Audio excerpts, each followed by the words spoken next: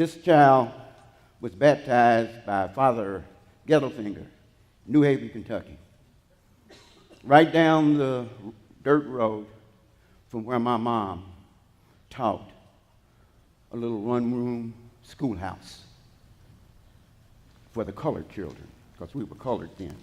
And the day law was invoked in those days.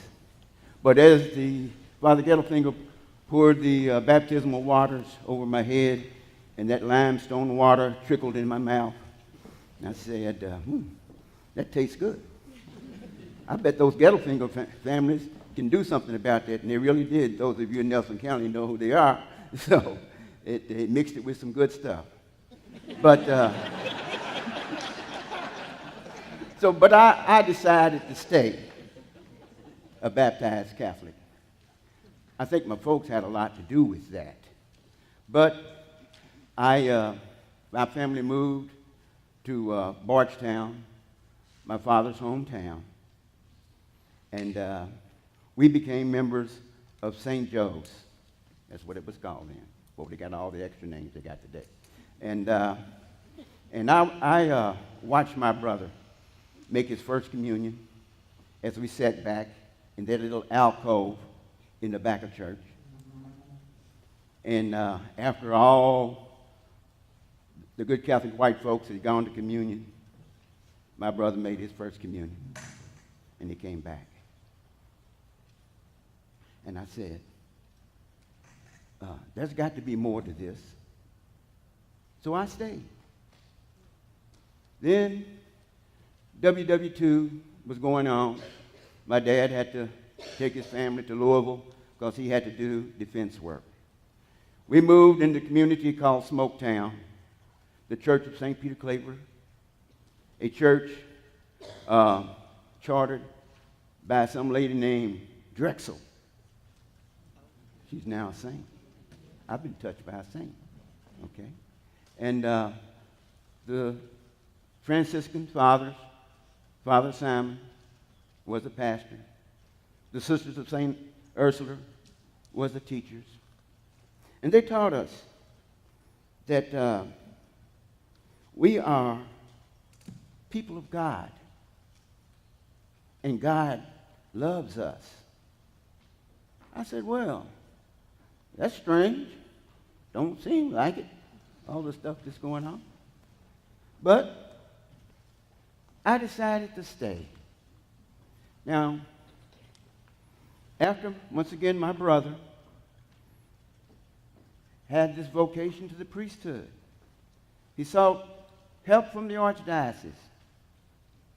No, we can't do that. We don't need no colored priests. Okay. But the people in Smoketown felt that they did. The Benedictines said, we'll help. So I decided to stay.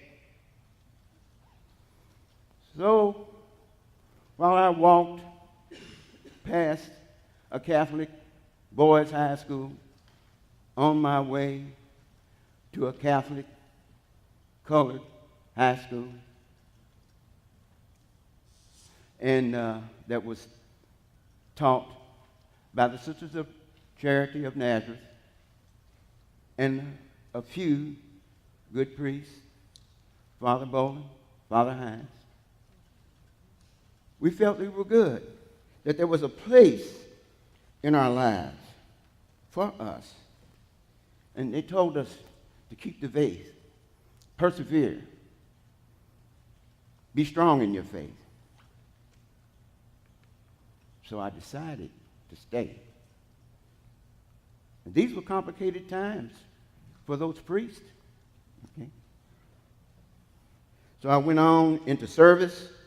I entered service, served my country, raised a family, moved back to Louisville, became involved in my parish of Christ the King. Christ the King was a parish immersed in the white flight. The folks moved to the suburbs, all the Catholics, it seemed, left us with a few priests and the Sisters of Loretto to teach our schools. The fountain for the schools dried up, but a veil was lifted. And I saw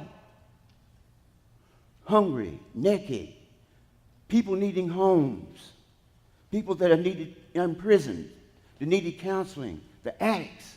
There was a new ministry out there to do for the community what my church had failed to do. But I decided to stay because we needed help.